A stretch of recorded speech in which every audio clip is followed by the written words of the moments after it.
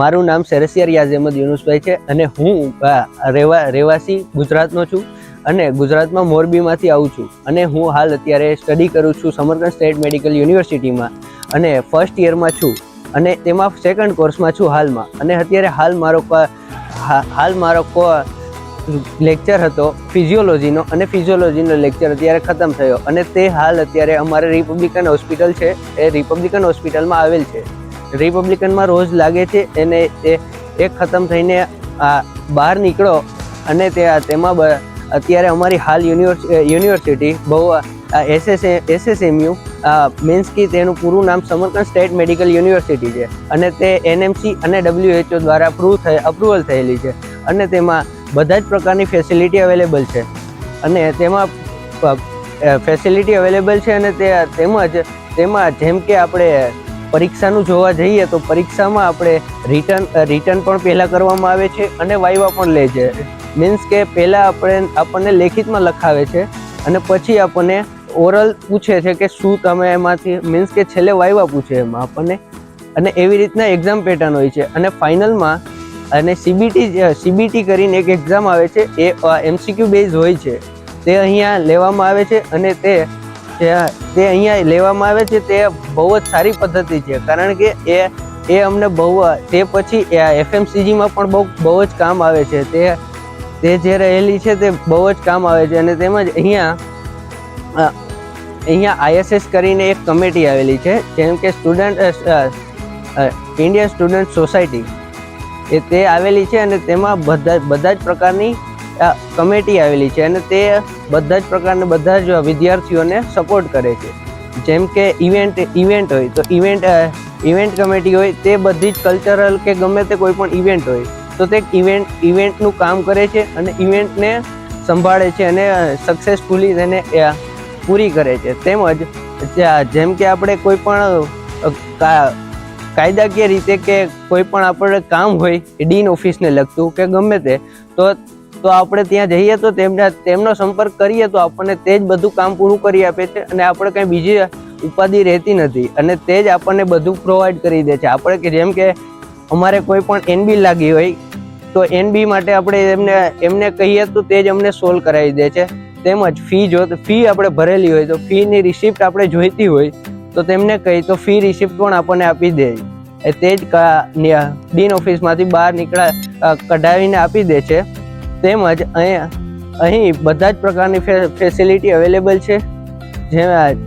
તેમજ આપણે કોઈ પણની બીજું કાંઈ કરવાની જરૂર નથી.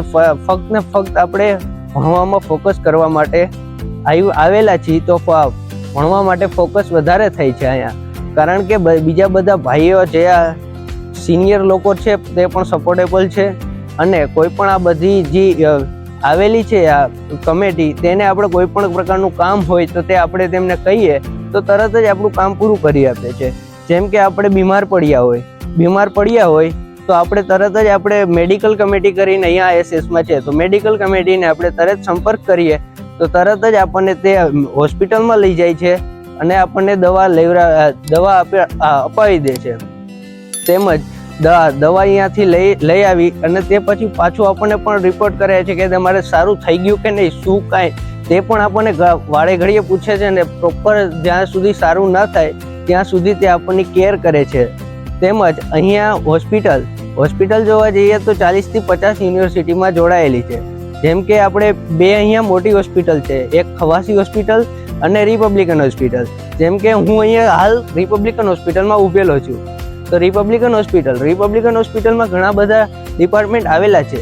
જેમ કે ન્યુરોલોજી છે, ENT છે, ડેન્ટલ છે વગેરે જેવા બધા જ આવેલા છે અને તેમાં કોઈ પણ પ્રકારનું હોય તો ક્લાસ પણ તેના અહીંયા જ લાગે છે અને તેમજ અહીંયા યુનિવર્સિટીમાં ક્લાસ અહીંયા લાગીને તેમજ ક્લાસની બાજુમાં જ હારોહાર જ OPD થતી હોય છે. એટલે કેમ કે આપણે બહુ મોટો ફાયદો છે અહીંયા આ સમરકંદ સ્ટેટ મેડિકલ યુનિવર્સિટીમાં. જેમ કે આપણે કોઈ પણ ભણતા હોય સબ્જેક્ટ, આપણે જેમ કે ન્યુરોલોજી ભણતા હોય તો ન્યુરોલોજીના પેશન્ટ આવેલા હોય તો બાજુમાં જ ડૉક્ટર તેને જોતા જતા હોય કે કેવી રીતના શું કંઈ કરવાનું, મીન્સ કે એની ટ્રીટમેન્ટ કેમ કરવાની આવે તે ટ્રીટમેન્ટ પણ અહીંયા કરતા હોય, સારવાર પેશન્ટ પણ જોતા જતા હોય અને અમને પણ તેનો ડેમો પણ બતાવતા જતા હોય.